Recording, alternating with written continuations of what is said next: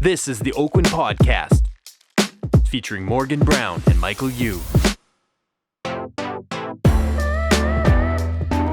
Welcome back to the Oakwyn Podcast. I'm Morgan Brown. Michael Yu. And I'm the Podfather. And we are going to talk about my favorite book. Yeah. My favorite book. I love it. And Right. Mike loves it too. Yeah, Have I you do read it love yet? The Four Agreements? No. Okay. Let's talk What's about the it. author? Don Ruiz. Don Miguel, Ruiz, Miguel. Ruiz. Don Miguel, yeah. Yeah. Yeah. He's Why is incredible. he a Don? I don't know. You know I that don't he was an much old about him. doctor. Oh, was he? Yeah, he was an old doctor. And then Okay. he decided to go into the spiritual path. Okay. And if anyone has not listened to the Super Soul Sunday Oprah with Don Miguel Sands, he is like incredible. So he's just a healer altogether, but he made these four agreements for people to live by. And he says that if you live by these four agreements, really a lot of your heartbreak, a lot of clarity will come from you, and you can live a more fulfilled life day by day. Mm-hmm. That's basically what it comes with. Yeah. And we so thought we would talk about these four. Let's talk agreements about and it. Share about our experiences with them. That's a good idea. Okay, let's go. What's Let's go for it. numero uno? Be impeccable with your word. Ooh. Mike, are you impeccable with your word? So we'll break it down a little bit. So words are very powerful. You know, obviously we're listening to words on a podcast. So yeah, just the idea of words, language, speaking. It has there's a kind of a weird magnetic power to words and things that and communication. So like, the author here wants us to be impeccable with those words and what we say. To be impeccable means to be Say only what you mean. say only what you mean. That's really what it is. yeah. And speak with like a high amount of integrity. I think that's Mhm. really important. But I think the biggest thing that the author speaks about is just like knowing that your words are super powerful Mm-hmm. and that you have to bring truth to them. Mm-hmm. And I think that's so honest, right? Like I think a lot of people gossip, they Yeah. chat about other people, and I think this is like a kind of like don't do it. You know, Right. just be in the moment, be in that truth period, and if you do that and you focus on that, there's a lot of grace that you'll come with it, and you hold your word with a lot of integrity. Yeah. Yeah. There's a kind of this idea of like manifestation or something like that with words actually. So Yeah. I remember like my old sales coach used to, not my old sales coach, my old life coach used to ask me to look at myself in the mirror and say good things about myself. And I was just like, oh man, So awkward. this is so awkward. I was so terrible. I was like, because he noticed. What would you say?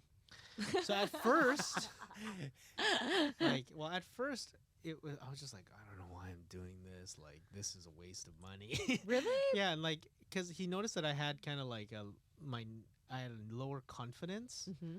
and he really wanted to like me to boost my confidence, and it really did actually compound effect. It actually did help to boost my confidence because I was saying, like, at first I would say something like, well, Mike, you have a full head of hair. Yeah. And Oh, really? you Like that's how can you start walk. it. Yeah, just like anything that's Gratitude. good. Like, It's almost like you can- thankful. Yeah, you can walk around okay, and what else is there? I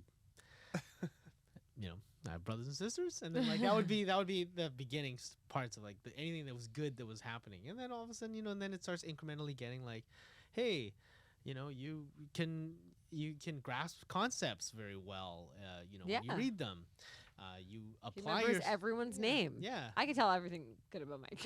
There you go. Like, Yeah. yeah, like you have a great, you have you can remember people's names. You have like a great. How do you do that, anyways? Huh? How do you do that? You must have a trick. Do you say their name like 15 times? I when say they their it? name often, so I just use the tricks that everyone knows of. I say their name often. I kind of sometimes I alliterate them, in their mind, and then I visualize their name being kind of like, so it's, let's say I meet someone named Janet, I would think of her jumping, like jumping Janet, and then I know it's a J, and then once I know it's a J, I can figure it out. Okay, I need to do that more often. Yeah. Anyways, thanks for the tip. Yeah. But being impeccable with your word is super key. Actually, for me, it's actually being more how I've translated to this whole number one is basically being impeccable with myself, with my own word to my own self. Because sometimes you can say, I'm going to do this. And then do you do it? Like, you know what I mean? So I kind of want to, like, I'm going to go work out 15 minutes every day. And then sometimes you take away that promise to yourself because you get busy with other things, right? For me, it's like I really want to give myself, I want to be impeccable with even my own words so that it kind of seeps out to other things. Yeah. I don't know.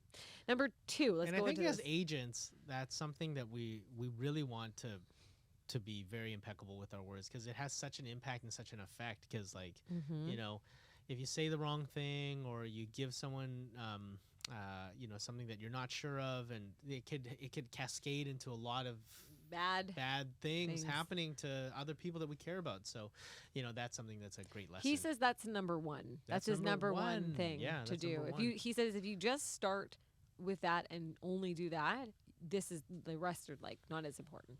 Anyways, but the next 2 or 3 that are not important, they're all but important. they are. They're very Yeah, important. They're all important. This is a game changer, and I Okay. think I wish I knew this, and I shared this with my assistant in my 20s, okay. which is don't take anything personal. Ooh, okay. Don't take anything Did you personally. used to take things personally? I think it's hard not to when you're in your 20s, like when you're younger. Like Yeah. now I'm a little bit Okay, older. what's an example of that? You know, you might make something about what's happening in the family about you, and you take it personal, but really it's about the actual what's actually happening with that other person. Okay. And so you might just be like, well, they're not calling me back because, you know, they don't like me, and you start making all these things about it. But really, it's really their choice to do it, and you need to separate from that, right? So there's just a little bit of that separation. I think in your 20s, what I've noticed, because I have assistants, Stella's 22, turning 22, and you know she's in this like with all of her friends, and she's partying and stuff like that. And she's like, oh, she's not gonna go because she doesn't like me, and you know that person doesn't want to go. And I was like, wow, don't take it personal. That person's dealing with something else, and it's not about you. It's about something else.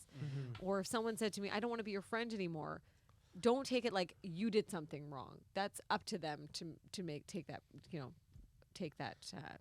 decision. Yeah. That's I think that's one of my most important is not to take anything personal. Yeah, and it does.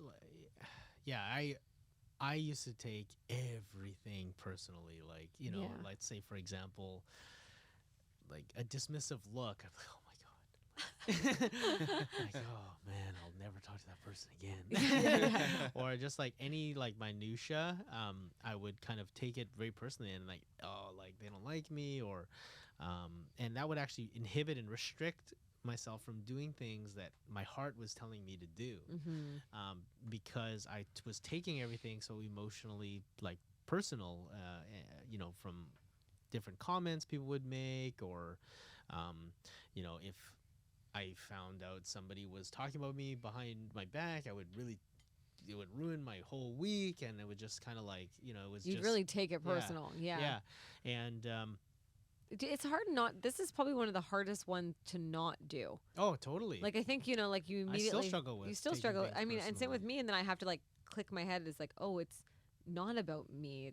It's nothing others do is because of you. It's, do you know what I mean? Nothing what other people do is about you. So you have to kind of separate that a bit. Yeah, I think, you know, there is. I don't know if I agree with that 100%, because sometimes you do stuff and it does repel people away, and for every action there's equal lesser reaction. So you do have impact on the world. Like, we're human beings, we can shape our environments, we can shape our relationships, and sometimes we make mistakes. But like to know, But you have to remember that it's a projection of their own life, right? As Right. well. yeah. Like you have to separate Yeah. that. So, a you bit. know, that's something that Yeah. I struggle with a lot. You know, it's and you do. yeah. You do. Mike does actually. I do. I take things personally, and then I Like, write. it's not about you, Yeah. okay? Yeah. and Just then- joking. Yeah, and then I write them in my journal, and I try to make myself feel better. Journaling, actually, Mike just got me this journal. It actually has changed my vibe right lately. Yeah. Because I've just been writing like things about squirrels. Sorry. The third one is don't make assumptions. This is huge. So finding the courage to ask people questions instead of making an assumption of others. Yes. Do you do that? Do you ever do that? Like, just not like. Do you make? I think that's like more of a. Yeah, I make assumptions all the time. Yeah, who Yeah. doesn't? Right? Yeah. It's hard to. Isn't it easier? It's easier to do that instead of asking clear, defined questions, and asking them really Yeah. what they are, right? Like real Yeah. questions. I mean, So when I was 14,